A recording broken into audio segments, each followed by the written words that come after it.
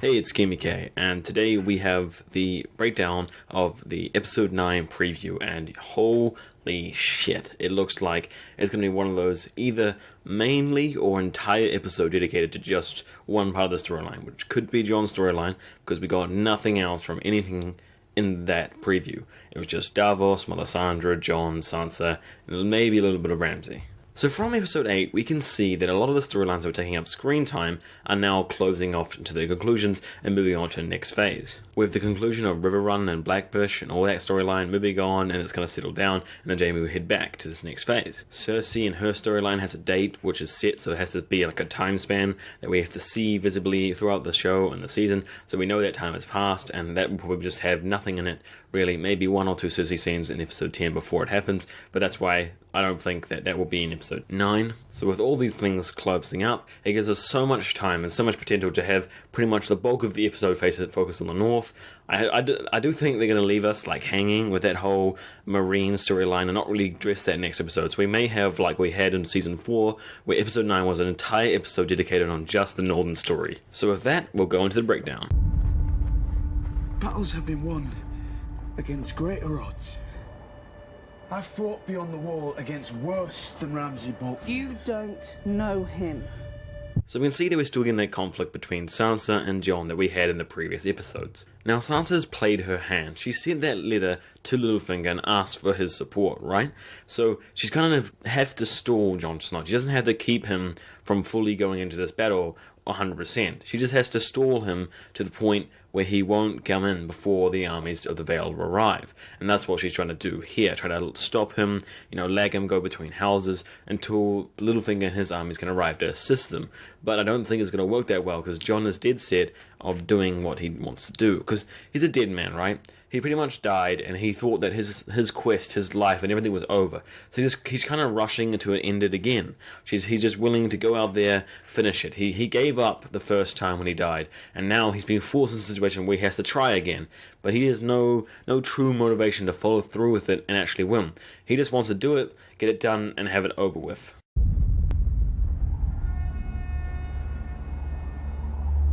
So as we saw in episode 7, they're making camp in the same place that Stannis made his camp when he was travelling to Winterfell. Now the show played this off as them just using the natural forces of the mountain to be a fortress for us to be stopped to be attacked. He's the best military commander in the land. But really they just want him to have an excuse to find out about Shireen and what happened to him, and so he can get struck by that really hard. It will demolish him and break him down to learn about the truth of what happened to her, and it will make him so much less of a man than he was before. Now to make a whole episode just revolved around the north and their battle is going to be really hard for timing wise for that. So to fill in the few of the gaps, they could probably have like a side little storyline with Davos going around finding out what happened to Shireen and then his reaction to that, which will be kind of interesting, but it'll kind of break up a lot of the fighting and the scene and the action to make the episode flow better. if I fall, don't bring me back. Now that scene just emphasizes what I said again from before. He's given up. He's ready to give up. He just wants to do one last try because he's been forced into a situation where he has to help his family, he has to help the people who he was attached to before. But he doesn't want to keep doing this. He doesn't want to keep grinding the fight out and dying and coming back and trying. He just wants to finish his goal and get it over with. But what's going to be the sad thing is he wants that, but we all know, we hope, at least we know, that he's going to win. He's going to become powered and he's going to be forced to take on the White Walker threat as well, and so he's going to be continually pushed into the position where he has to help the realm, and he's forced into this, it's going to be so hard for him to try be the hero when all he wants to do is give up and die. Thousands of men don't need to die. Only one of us. So Jon Snow kind of wants to do this one-on-one combat that would decide the outcome of what happens. And he's very honourable, he's very Ned Stark raised, and this is what he believes is the fair and just way to do it. But that's not Ramsay's game. Best case scenario, he cheats and then tries to kill Jon. But I don't think he's even going to do it at all. He's got the bigger army, he's got the advantage, he's brutal, he wants to be able to murder and flay all of them himself. He has no honour to him whatsoever, he has no spine, he's Ramsay Bolton. Did I really just censor myself?